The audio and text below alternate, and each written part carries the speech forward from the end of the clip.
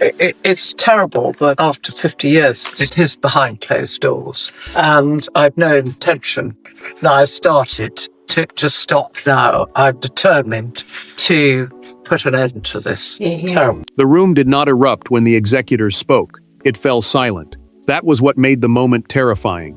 No raised voices. No dramatic exit. Just Queen Camilla, staring at a single line on a formal confirmation letter, realizing that Balmoral Lodge's private collection was not coming to her, not to the king's household, not to the circle she believed still protected her, but to Catherine. Before we go deeper into what this really means for the royal family, make sure to subscribe so you don't miss a single update. Camilla did not move. She read the final paragraph, then again, as if the words might change if she forced herself through them slowly enough. They did not. The executors, the people legally chosen to carry out private wishes after someone's death, confirmed that Catherine would inherit Balmoral Lodge's private collection. That meant personal heirlooms, guarded letters, family objects, and reserved pieces tied to the late Queen's private instructions were passing into the princess's care. Charles sat beside the Queen, but the King seemed distant from the power everyone expected him to hold. The closed palace briefing began as a legal update, attended by Charles, Camilla, Catherine, William, and 2 estate representatives. Yet within minutes, the room changed shape. A confirmation letter became a judgment. Balmoral Lodge, a private royal residence connected to memory and family identity, became the center of a storm no one could contain. Catherine kept her face calm, but William saw the shock in her hands. They tightened in her lap, then stilled. She understood what the others understood too. This inheritance was not only a gift, it was a burden loaded with loyalty, symbolism, and silent judgment. The princess was not being handed objects, she was being handed trust, and trust inside the monarchy could wound more deeply than rejection. Camilla lowered the paper onto the table, but her fingers betrayed her. She gripped the arm of her chair, pale with devastation, while the words seemed to strip away years of effort. She had stood beside Charles through scandal, ceremony, and public resistance. Yet here, in this quiet room, the collection had moved past her and chosen Catherine instead. The senior executor opened the sealed instruction. A sealed instruction meant a private written order kept closed until the proper moment, and this one named Catherine as the person best suited to preserve the spirit of Balmoral Lodge. Charles did not challenge it. William noticed. Camilla noticed too. And that silence was more disturbing than any objection. Because before anyone could understand why Catherine had been chosen, the room had to face the one truth Camilla feared most. This was personal. Catherine did not ask for the collection.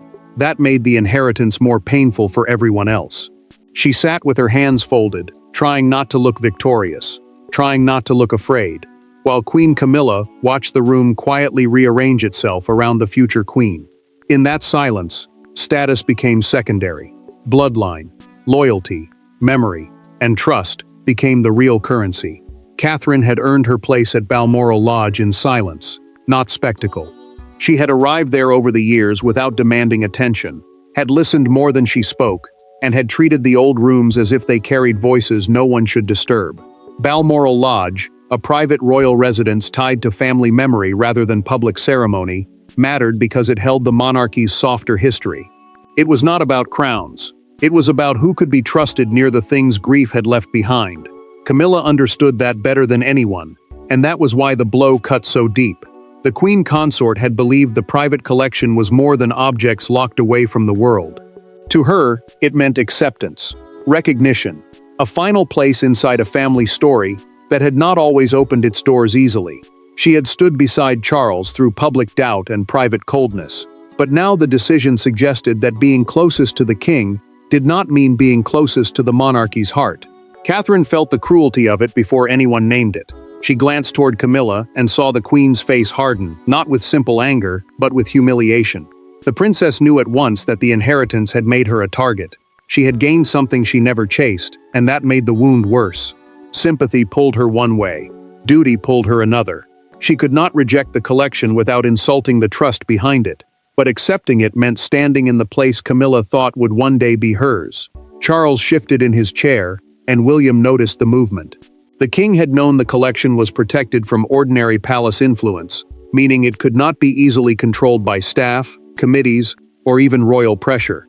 But Charles had not known Catherine's name would appear so directly. That detail changed everything. It turned a guarded legal arrangement into a personal message. And the monarch suddenly looked less like the ruler of the room and more like a man caught between two wounded women. William read the faces around him and understood what the executors had truly done. The executors, the people responsible for carrying out private instructions after a death, had not simply chosen Catherine. They had rejected every quiet attempt to pull Balmoral Lodge into the wider royal household. They had protected it from influence, from bargaining, from comfort, and from convenience. Camilla lifted her eyes at last. Her devastation had cooled into something sharper. Then she asked the question that made the air tighten around the table. Who signed the final instruction? That question would drag the family backward, toward the hidden incident that made this inheritance inevitable. Every palace crisis has a moment people later pretend was harmless. This one began at a private Balmoral Lodge dinner. Long before the executors entered the room, and long before Catherine's name appeared on the final confirmation.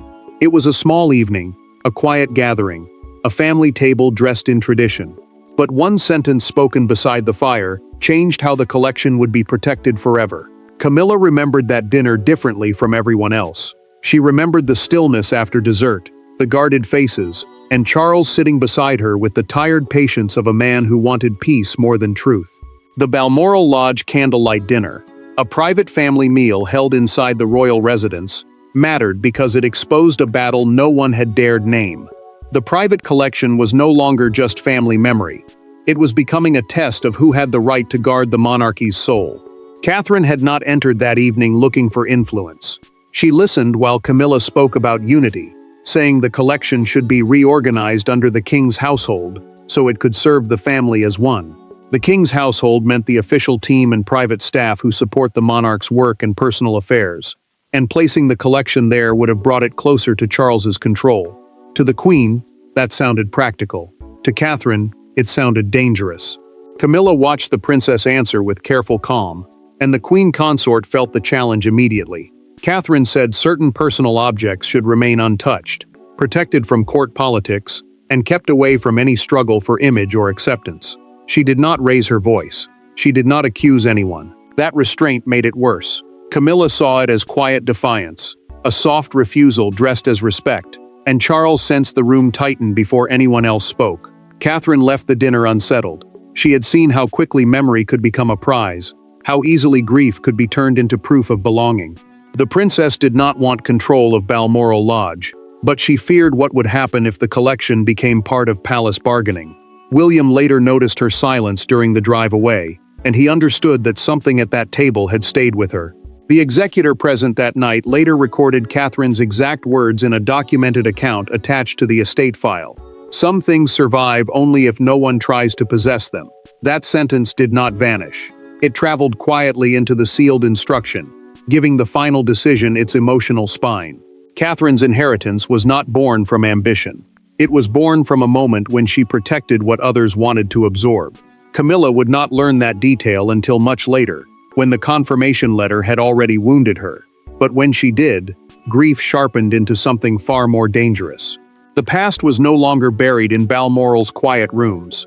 It was walking straight back into the palace with Catherine's name attached to it. Camilla waited until the aides were gone. She did not confront Catherine in the open corridor, not where staff could pretend not to listen. She chose a smaller room, a colder room, one with a closed door and no witnesses, except William standing near the mantel, watching two women carry years of unspoken resentment into one devastating exchange. Camilla stepped inside first, and Catherine followed with a calm that cost her more than anyone knew. William stayed because the princess had asked him quietly not to leave, and he understood why.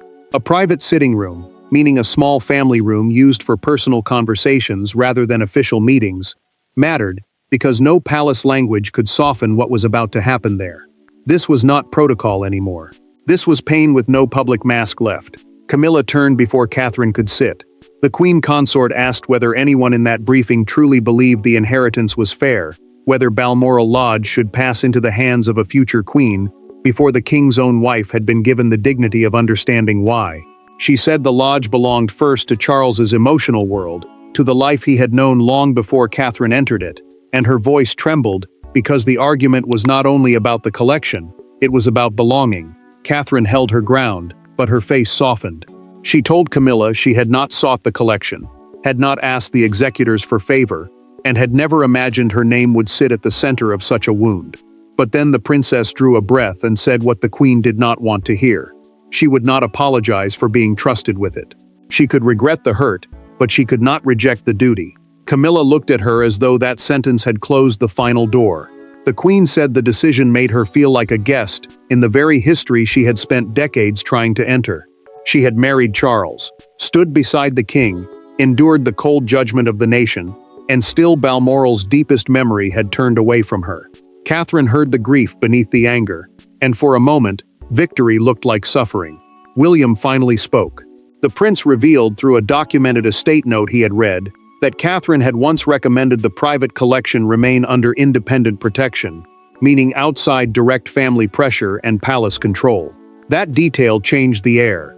Camilla realized Catherine had not maneuvered to possess Balmoral Lodge. The inheritance hurt because it could not be dismissed as ambition. It was rooted in judgment, trust, and moral symbolism. Charles entered before anyone could recover. He saw Camilla's expression, then Catherine's silence, then William's rigid stance beside her. The king did not ask what had happened. He already knew. The family divide had moved beyond repair. But Charles's silence would soon reveal that the true power behind the decision had never belonged fully to him. The monarchy has crowns, seals, uniforms, and ancient rooms built to make power look absolute. But on this day, the strongest people in the palace were not wearing medals. They carried folders. They spoke softly. And when King Charles asked whether any part of Balmoral Lodge's private collection could be reviewed, the executors gave him the answer Camilla dreaded.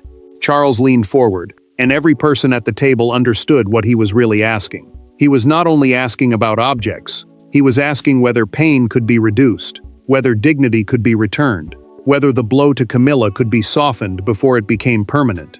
The executors explained that the collection had been placed under binding private instructions, meaning written directions that must be followed and cannot be changed simply because the family dislikes the result. Camilla heard the words and went still. The queen consort had survived many kinds of judgment, but this one felt colder because it came wrapped in procedure. The private instructions separated Balmoral Lodge's collection from the king's personal discretion, meaning Charles could not freely redirect it as monarch or husband. They also protected it from palace committee influence, which meant no group of courtiers could quietly reshape the outcome behind closed doors. Catherine looked down as the list was read. The collection included intimate objects, correspondence, ceremonial keepsakes, and pieces never meant for public display or political bargaining. A ceremonial keepsake meant an item preserved because it carried meaning from a royal event, not because it was useful or expensive. That mattered because these were not decorations. They were fragments of trust, grief, memory, and private approval. Charles felt cornered in a way the crown could not hide. He was the king, but in that moment he was also a husband watching Camilla suffer, and a father watching William protect Catherine with silent force. The future king did not speak, yet his stance made his loyalty clear. He was not pushing against his father. He was guarding his wife from being made guilty for a decision she had not engineered. Camilla felt the full weight of powerlessness settle over her. Charles cared. That was obvious. The king's concern was real, but even his concern could not undo the judgment inside the executor's confirmation. The queen realized that the wound was not only legal, it was emotional. Balmoral Lodge had been shielded from pressure because someone feared exactly this moment. One executor placed a second memorandum on the table. A memorandum meant a formal written note used to record an important decision, and this one confirmed that Catherine's inheritance activated immediately upon acknowledgement. No waiting period, no ceremonial transfer, no delay to soften the optics.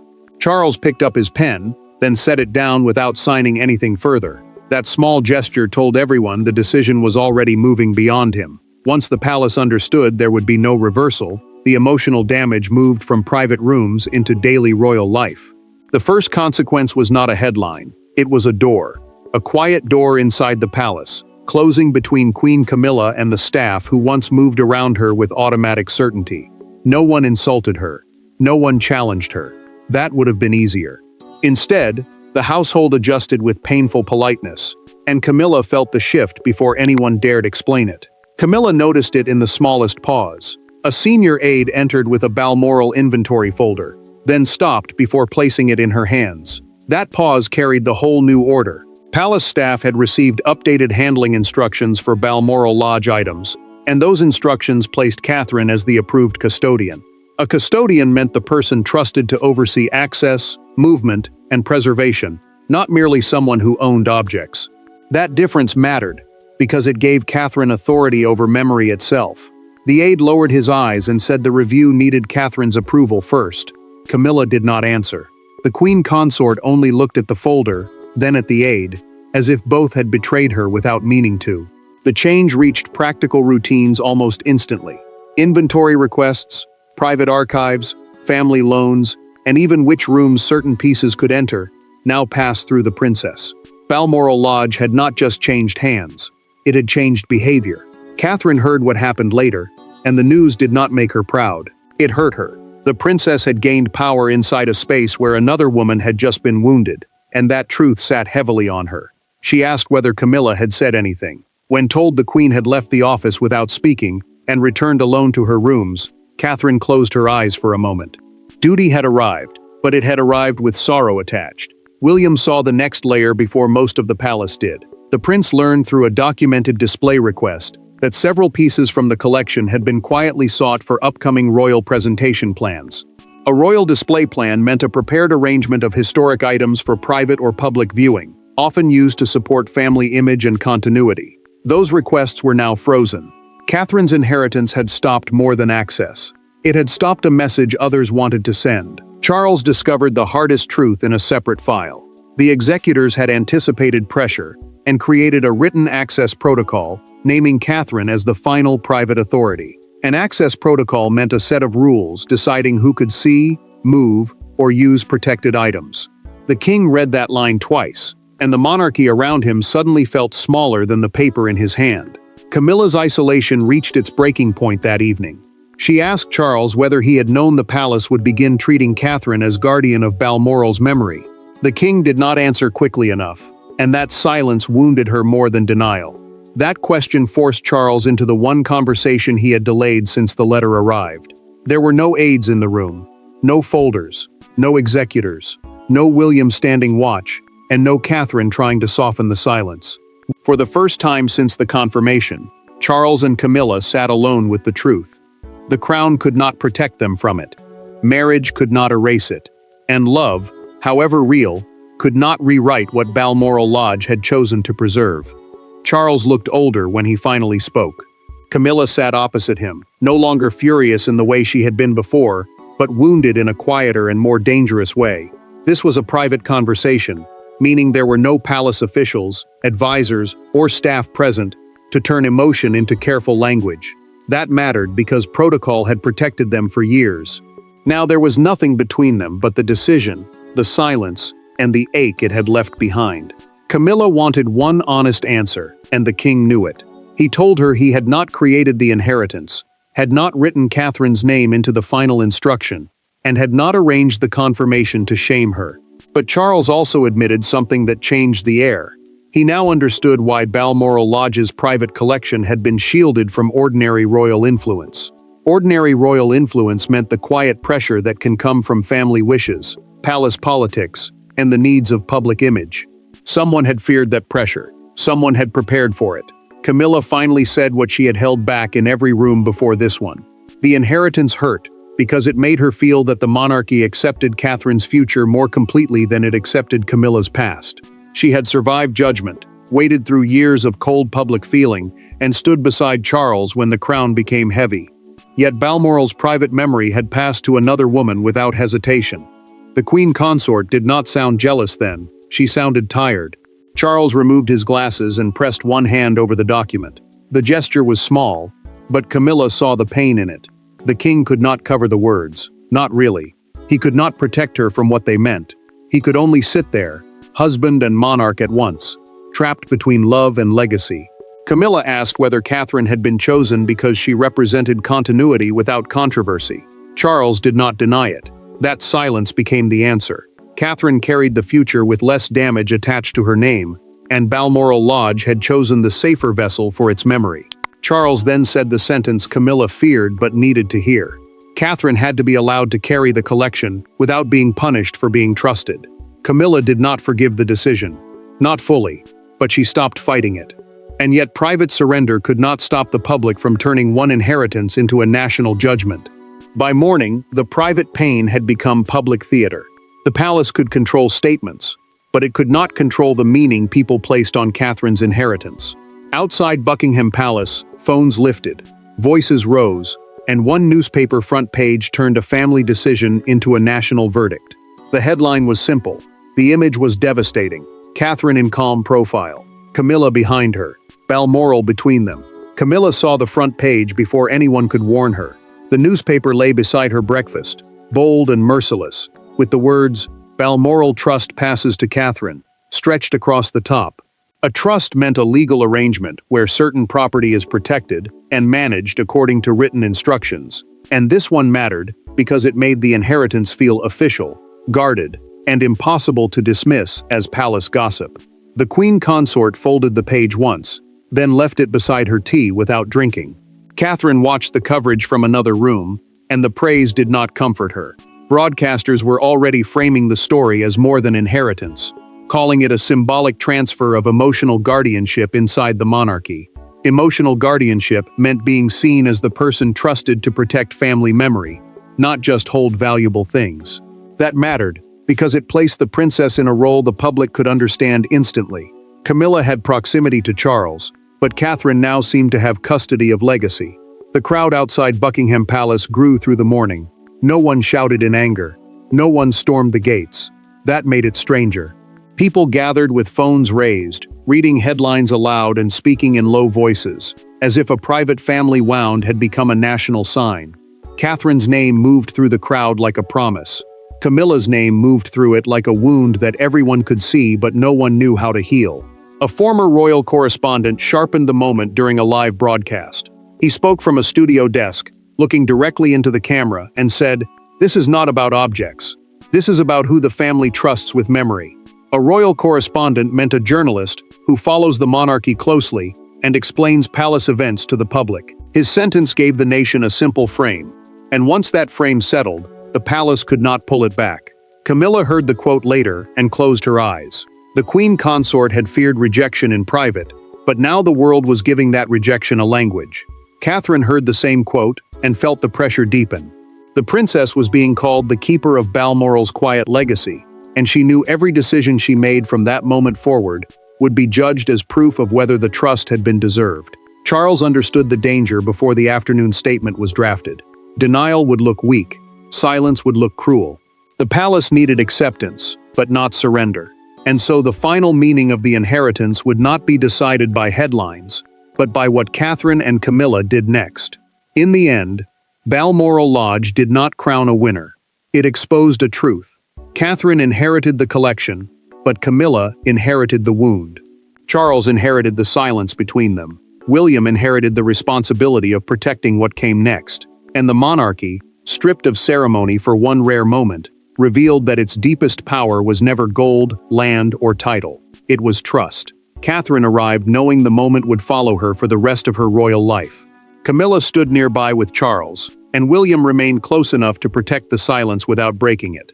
The palace had arranged a private handover at Balmoral Lodge, where the princess would receive the first inventory box under the Executors' supervision.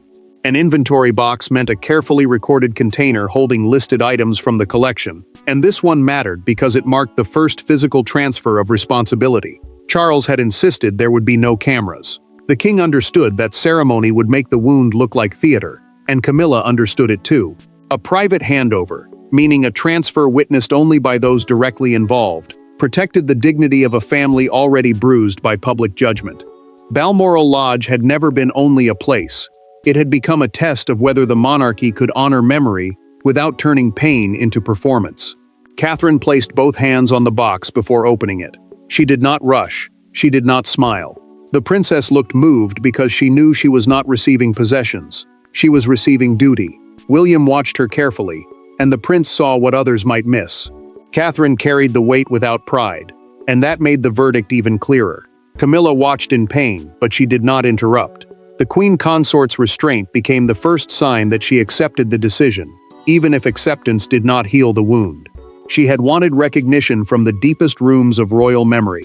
Instead, Balmoral Lodge had given that role to Catherine. Yet in staying quiet, Camilla gave the moment something rare. She gave it peace. Charles opened the first box and found the handwritten note resting inside. The king read the line aloud. Balmoral Lodge is a shelter for memory, not ambition. The words confirmed everything. The collection had never been meant to reward status. It had been meant to protect continuity. And Catherine had been chosen because the trust around her felt steadier than the struggle around everyone else. William lowered his eyes, understanding what this meant for the future. Catherine had become the trusted guardian of Balmoral's private legacy. Camilla had been forced to confront the limits of royal acceptance. Charles had learned that love could not override legacy, and the monarchy moved forward with a clearer, colder understanding of trust. There was no need for another announcement. Balmoral Lodge had already spoken, and the family had finally heard it. Thanks for watching. Please don't forget to like and subscribe, and we will see you in next one.